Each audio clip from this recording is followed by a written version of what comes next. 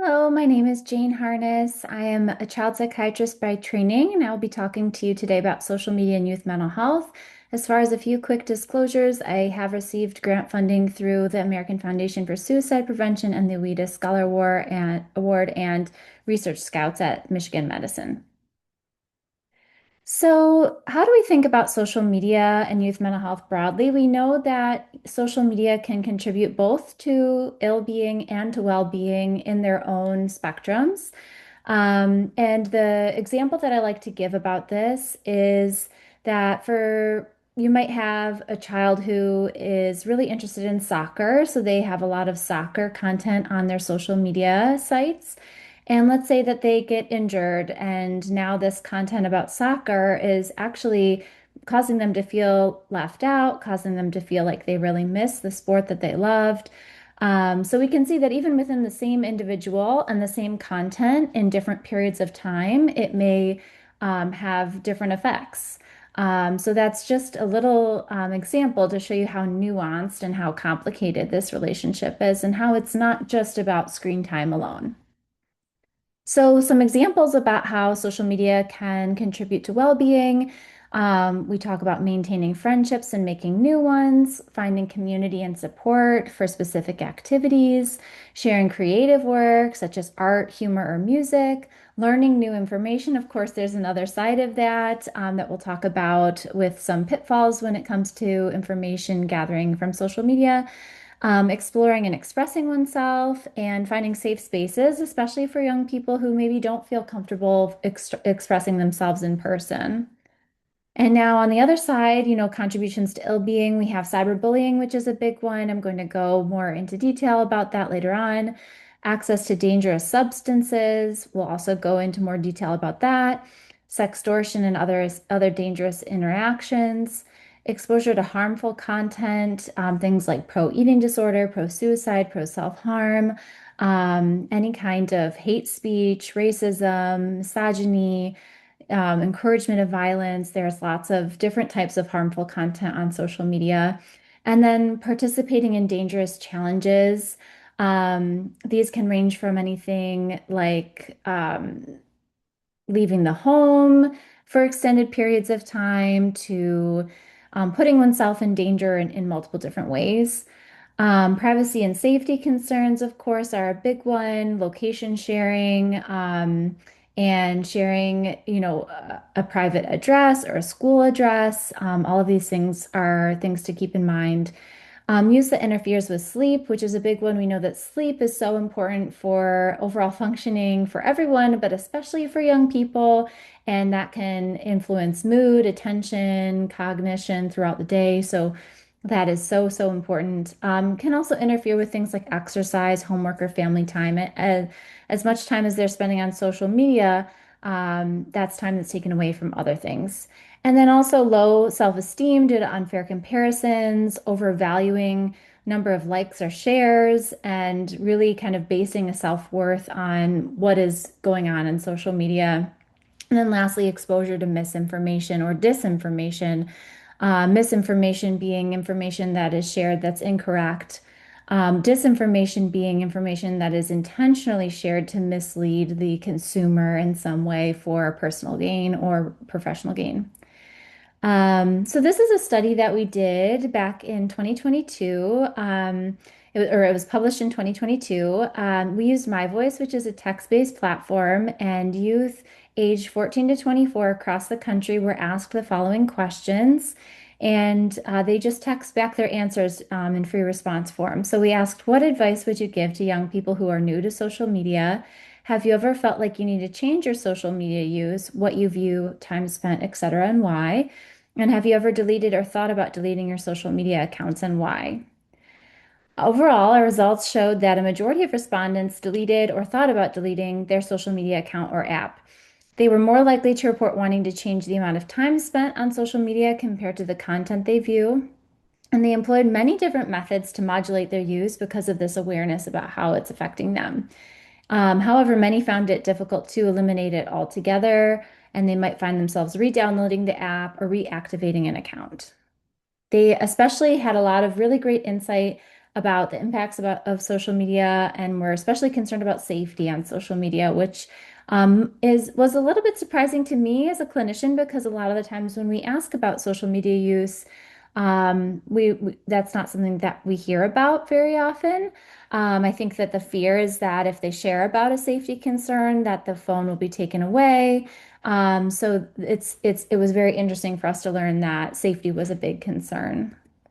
So these were the different categories that we used to code the information that was gathered. So there was the idea that things on social media aren't real, that people only post the best parts of their lives or photos are edited, misinformation, not to overvalue social media, not to forget about quote unquote real life, not to base your self-worth from it, not to take it too seriously. And a lot of young people said that it's okay to not use social media. It's okay to delete it. It's okay to not be on social media. There was a lot of concern about what they share on social media, to not overshare on social media, to not give out personal information, or to be careful who you interact with. There was a sentiment that everything that's posted on social media is permanent, but also to be yourself and to not post things just because you're following a trend. There was also concern about unhealthy habits such as limiting time spent, not becoming quote unquote addicted or losing control, and limiting unhealthy content consumption. And then there was also this last factor of concern about interpersonal relationships on social media. Really a sentiment of being kind to others on social media, not to start fights on social media, and not to let bullies affect you on social media. So I'm going to share a few quotes now, direct quotes from this study. I would tell young people that models only look good on Instagram because of angles in Photoshop. I started craving likes and follows, and after a while I realized how unhealthy it was, so eventually I ultimately decided to cut down my time. Whenever someone is posting too many negative things, I just snooze them on my feed. I try to be very mindful of who I follow and what I engage with because it can affect my mental health. And then lastly, I set reminders on when to get off. So, a little bit of literature about this. There is a study called the Adolescent Brain Cognitive Development Study, and that's a longitudinal cohort study with a sample of youth that is over 10,000 who were aged 9 to 10 at the age of enrollment. It occurred between 2016 and 2018 and went on for a number of years. Participants were enrolled at 21 sites across the United States, including University of Michigan as one of them. And participants complete annual in-person assessments or via video conferencing, and then briefer mid-year assessments via telephone 6 months after each in-person annual follow-up visit. During the year two visit, 11 and 12-year-olds were asked, do you have your own mobile phone and do you have at least one social media account? Through this cohort, researchers were then able to look at different outcomes that may be associated with these other data points about smartphone ownership and social media accounts. One study about substance use found that youth who endorse social media use at age 11 and 12 were more likely to report alcohol, nicotine, or tobacco and cannabis use over the study period. In some cases, this reflected associations that were stable over the full study period, and in others, it reflected associations that actually grew stronger over time. Among participants who had never used any of the three substances at age 11 to 12, social media use strongly predicted greater likelihood of use of these substances over the next 18 months. What the authors had to say about this was that the prevalence rate of all three substances were less than 10% at age 11 to 12, and that the study design does not allow authors to conclude that mobile phone ownership or social media use at age 11 to 12 had a causal effect on subsequent increases in substance use. There could be an indirect causal impact of these factors, but there might be other variables such as parental oversight that maybe stronger may play a role in this relationship if there is one. Social media use demonstrated a more consistent effect than did phone ownership and was particularly stronger predictor of increases in tobacco and nicotine and cannabis use. And substance use could be normalized or shown to be desirable when youth are consuming content on social media that highlights it. So it's important to think about this as a potential, something that young people could potentially come across on social media, which is content, videos, pictures that discuss or include portrayals of substance use that might change how young people think about substance use, how they think their peers are using substance use, and how normalized it might seem for them. Um, there's also a more direct concern related to social media and access to substances. There are some platforms that youth use to actually obtain substances. A few include Snapchat, Instagram, Telegram, and Discord, along with gaming, any kind of social gaming. Links to online pharmacies can be found on the dark web. The dark web is not hard to access, but not searchable by a search engine. And a lot of these really tragic cases include fentanyl poisoning, even from vapes that are obtained through social media. So it's important to have open discussions about this and to know that this is a risk that, could be possible with social media. So what can someone do if they are concerned about someone potentially selling substances on social media? Of course, you can report it on the platform itself. So report it to Snapchat, report it to Instagram, report it to Discord, and then also to the DEA and to local authorities. So I've included the website here for the DEA to submit a tip, and also to your own local authorities. So it's really important to be able to notify all of these sources and report this because, there are other kids and other young people out there who may be, buying substances or obtaining substances from these people on social media.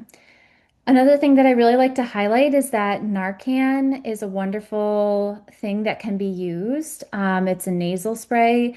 And if you're ever worried about someone having an opioid overdose in your home, this could be anyone. It could be, even just a neighbor, or someone, in your neighborhood. It's important to just have this available. Um, I think that it is just such a wonderful new development. So I really try to stress the importance of having Narcan in the home. There is a law called Ryan Haidt Online Pharmacy Consumer Protection Act, which really does make it illegal to dispense, deliver, distribute controlled substance that is a prescription drug over the internet without a valid prescription. And so this to obtain substances like this through social media is illegal. And so it's important to have those discussions as well, that there are legal consequences to these things. Okay, moving forward with another ABCD study. This study focused on depression.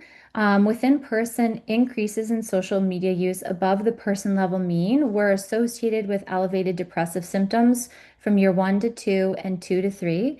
But depressive symptoms were not associated with subsequent social media use at any interval. This has been a question for a long time. Are young people who are depressed using social media more, or is social media use potentially working in the opposite direction, where potentially being associated with depressive symptoms? Between person differences in social media use were not associated with depressive symptoms after accounting for demographic and family level factors. The measures that they looked at were the child behavior checklist, depressive problem score, as reported by the caregiver. And each raw score reflects the sum of items with depression-related subscale with higher values, indicating more severe symptoms. And social media use was recorded through time spent on social media daily reported by youth in mean daily time spent. So self-report by the young person themselves. These are direct quotes from the discussion of the study. These findings suggest that more time spent on social media during early adolescence may contribute to increased depressive symptoms over time. Prior research on adolescents, especially those with depressive symptoms, has shown that they can shift from maladaptive to more positive patterns of social media use when they become aware of its impact on their mood. So This really ties into what we learned from the My Voice study that young people are using a lot of different tools and tactics to change their social media use because they've noticed that it does affect them. Adolescents with depression revealed that over time, many adjusted their social media behaviors, reducing stress-related posting, avoiding triggering content, and using social media more intentionally to connect with supportive peers. So, how someone uses social media has a big impact on on how it could affect someone. Another a set of quotes here from the My Voice study that connect in with this topic. The advice I would give is to be careful on what you are watching and who you follow. Do not fall into toxic traps. There is so much pro eating disorder, pro self-harm content out there. Cultivate your content. And yes, there were multiple times where I had to manually block content I felt was negatively affecting me and force myself to take time away from certain apps. So, a lot of strategies that young people are using to change their social media use and especially the content. Another set of quotes here. The internet is far off from reality, and the more time you spend on it, the more you forget what real life is actually like. There are also so many toxic, anonymous individuals and groups online that completely warp and kind of brainwash you. I felt like I need to cut down on social media because it affected my values. I set reminders on when to get off, and I spent 20 plus hours a day in social media and was constantly comparing myself to others. So now I'm going to shift focus to cyberbullying. This is a really important topic, and just to lay out the definition here, cyberbullying examples are any embarrassing or hurtful comments, photographs being posted online or sent to the target, rumors being spread about the target online, sexual comments or gestures being posted, threats of harm being sent to the target through messages, someone pretending to be the target online, and nasty videos or web pages being posted about the target. Cyberbullying is especially challenging when compared to traditional bullying because it can be anonymous and it can occur anytime and at all times. So bullying that's occurring at school, for example, there's some respite, at the end of the day, going home from school, the young person is no longer exposed to that in-person bullying, but cyberbullying can occur even in the middle of the night. Um, and it's important to talk about this because there's a connection between cyberbullying and suicide. Cyberbullying targets are 1.9 times more likely to have attempted suicide, and perpetrators are 1.5 times more likely to have attempted suicide. So, both, being a target or a perpetrator carry some risk. And so it's really important to talk about this with young people.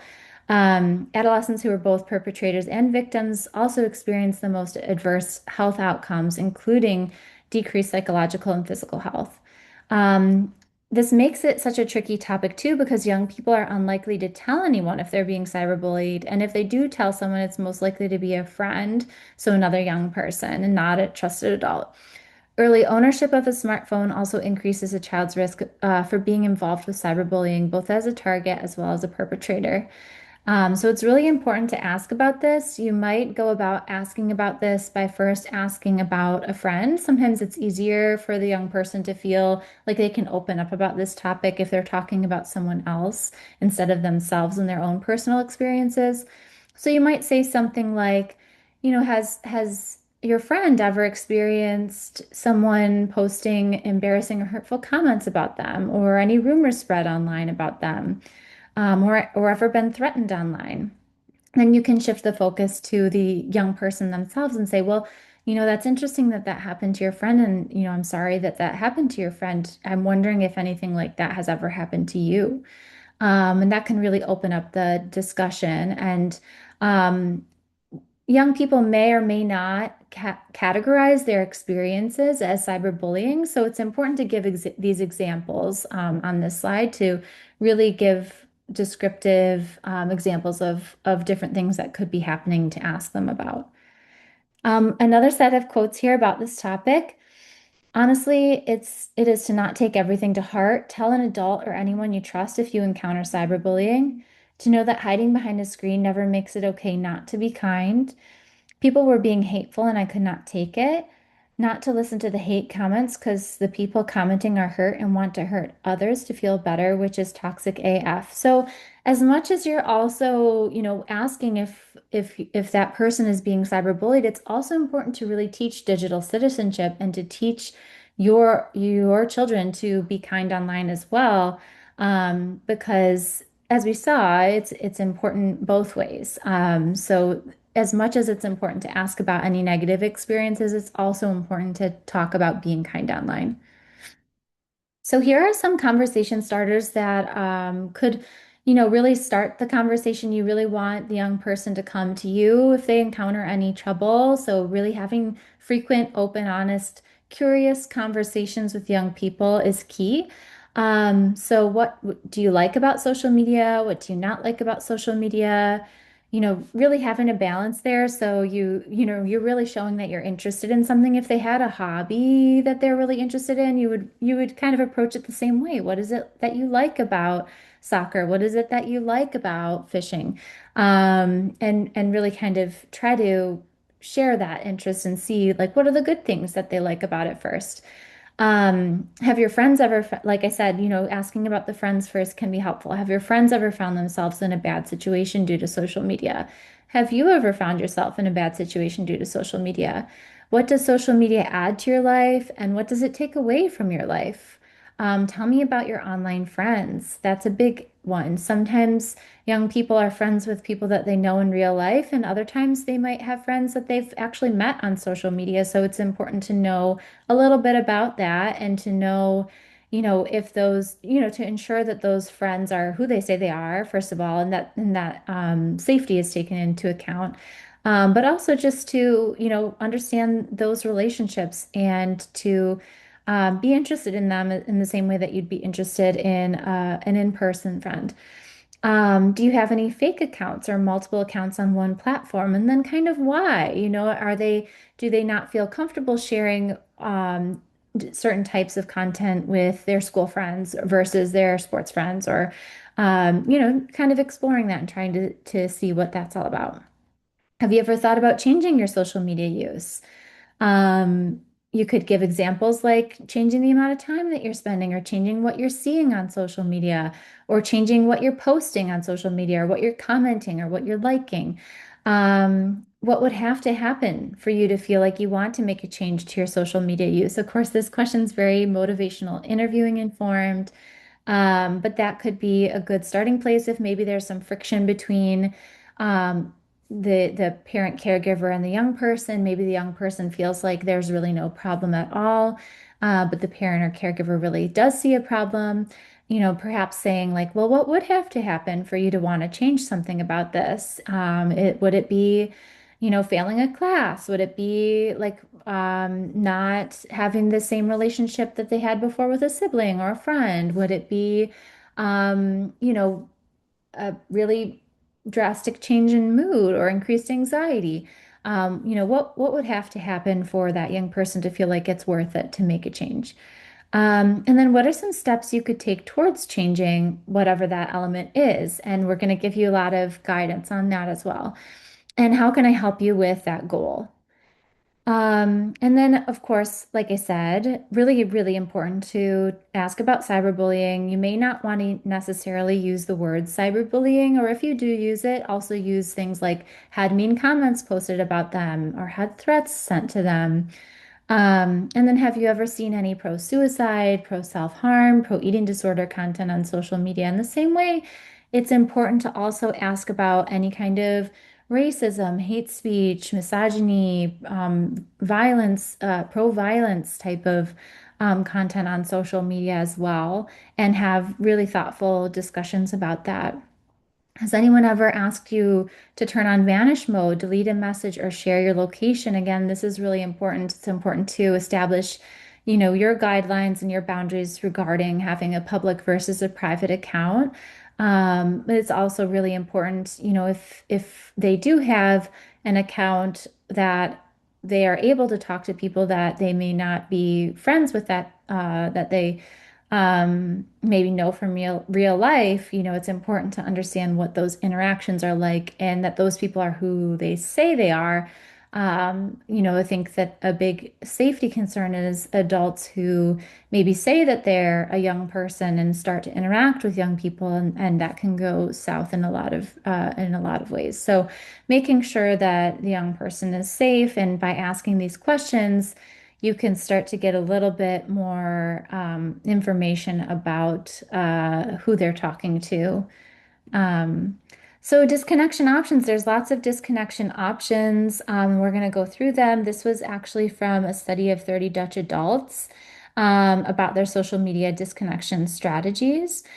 So they can disconnect from the device itself, not allowing the phone or device in certain areas of the home, putting phones or devices away during social gatherings or holidays, and then technology-free times built into the routine. Maybe there's a time during the day where um, there's a general rule that, phones are put away. So that can be some strategies for disconnection. There's also disconnecting from specific platforms or apps. There's a lot of ways to do this.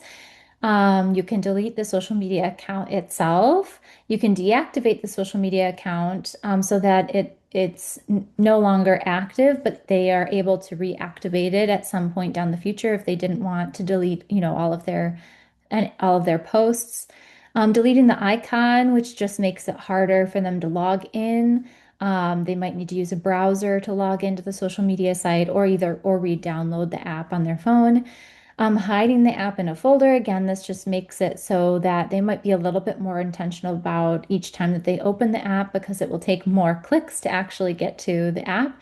And then tracking use. So this could happen within most apps themselves, but also through the settings on the phone. Disconnecting from specific content or communication features, turning off notifications, using Do Not Disturb or airplane mode, unfollowing or muting certain accounts, and using content filters. So here's a video about turning off like counts on Instagram. This can be really helpful if a young person is placing a lot of self-worth on their like counts on Instagram or any other platform. So we'll go ahead and watch. Okay, I'm going to share with you how to turn off your like and share accounts. As we see on this post, there's 3,307 likes. So we're going to go over to the settings and we're going to scroll down to what you see and then like and share count. And we're going to toggle this over and we're going to go back to that same post. And now we see that there's no number next to the like icon. There's also ways to change the content on Instagram, so we'll explore that feature. Okay, now I'm going to show you how to change the content that appears in your feed. So we're just on the regular feed right now. And let's say that this post is something that I don't want to see in the future, or I don't want to see posts like it in the future. So what you can do is go to the three dots in the upper right-hand corner, and you can either unfollow the account or you can hide the post. So when we click hide, it says this post has been hidden. You'll see posts like this lower in your feed. From this screen, you could also report the post, mute the account, or unfollow the account. If you are to report the post, it would have to fall under one of these criteria, and then it's up to the platform to decide what to do next. And so we'll undo that. Another option is that you can click on why you're seeing this post, and it'll give you a bit of information about why this post showed up in your feed in the first place. So this is a little bit of information about trying to change the algorithm and trying to change the content that you're presented with on Instagram. All right, now there's also a way to change some time settings on Instagram, so we'll listen to that. Okay, now I'm going to teach you about different settings that you can use to manage your time on Instagram. So we're going to go over to the settings and we're going to scroll to your activity. And under this tab, we're going to go to your time spent, and it will show you how much time you're spending each day on the app. And so this can be helpful just for your own monitoring, but you can also set a daily limit. And when you set this limit, they will remind you to close Instagram once you reach that time. So they have settings for 15, 30, 45 minutes, 1 hour, 2 hours are off. And then there's also sleep mode. And in sleep mode, your notifications will be muted during the times you choose. So you can choose which days and during which times. So that is a little bit about different settings you can use to manage your time on Instagram. And lastly, we'll talk a little bit about location sharing settings on Snapchat. Okay, now I'm going to show you how to turn on ghost mode in Snapchat. So you go to settings, and then you will go down all the way to privacy controls and then see my location. And right now it's set to only me. So if you click that, you'll see that the ghost mode is on, and when enabled, your friends can't see your location. If you do switch this off, then you can change it to my friends accept, or only these friends. And we recommend exercising caution with this feature because there is a map feature where people can see your exact location if the ghost mode is in fact switched off. So if you want to make sure that no one can see your location, then you want the ghost mode switched on. There's also a new option to refresh the For You page on TikTok. Sometimes this can be really helpful. For example, if a young person has a For You feed that is a lot of diet content, eating disorder content, or a lot of violent content, or just content that they no longer want. So you can go to the settings, content preferences, and then refresh your For You feed. And the more that the young person then interacts with different posts, the more that it'll be personalized. But it's as if they started TikTok for the first time, and their following feed, profile, and inbox won't be affected. They have a similar feature on Instagram. The way to get there is settings and activity, content preferences, and then reset suggested content. There's also sensitive content on Instagram now. If young people put in a word such as suicide or self-harm thoughts, this is what will show up. They can contact a helpline, reach out to a friend. Of course, this is if they're explicitly searching for some keywords, and sometimes um, content that is about those topics is tagged with words that maybe the platform has not yet discovered. So that's something to keep in mind. And you can also customize how much sensitive content you wish to see. Um, you can also hide comments and hide block comments and turn off commenting altogether. So there's a lot of ways to customize that as well. There's a new way to actually tell the algorithm exactly what you do and do not want to see on Instagram. If you go to settings and then content preferences and then your algorithm, you can add words of what you want to see more of and also add words of what you want to see less of. So you and your child can actually sit down, and I would recommend doing this, and putting in words that you don't that would describe content that you don't want them to see. And then they can also choose, what are the types of content they do want to see. Maybe they really enjoy the outdoors and hiking, and so they want content about like different parks that they could visit with the family, things like that. So I think it's a really good idea to go through this to really help them to customize the content that they're seeing on social media. There are also parental controls on a lot of these different apps, and I think that that's really a matter of what the family decides and what works for your family, what aligns with your values. Snapchat has a family center, and there's a video about that here. And then there's also family pairing with TikTok, so a similar type of parental controls. And then there's also a family center through Meta. So you're able to set up supervision through through that as well. And so, really, these are just available options that you can explore, and you can decide as a family what aligns with your values and what you'd like to do. And try to balance safety and the young person's well-being with their autonomy, depending on their age and their developmental stage and their emotional development. And so really trying to think, about no one knows your child more than you do. So, what kinds of things make sense at a certain age and what kinds of things might be lifted as your child gets older. Additional resources, Children and Screens have wonderful webinars about all different topics. I really recommend them. I really recommend people checking that out. They have so much great information. The American Academy of Child and Adolescent Psychiatry, we have wonderful facts for families. We have the Media Resource Center. I recommend checking that out. And then, of course, the American Academy of Pediatrics, they have their Center for Excellence on Social Media. They have the Family Media Plan. I recommend checking that out too.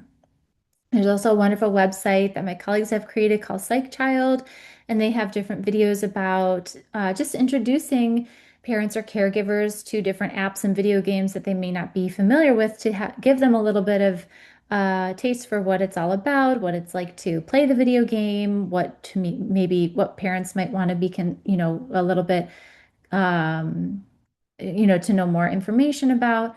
So I recommend that website as well. A little bit about our current project, which is a social media single session intervention or mini course.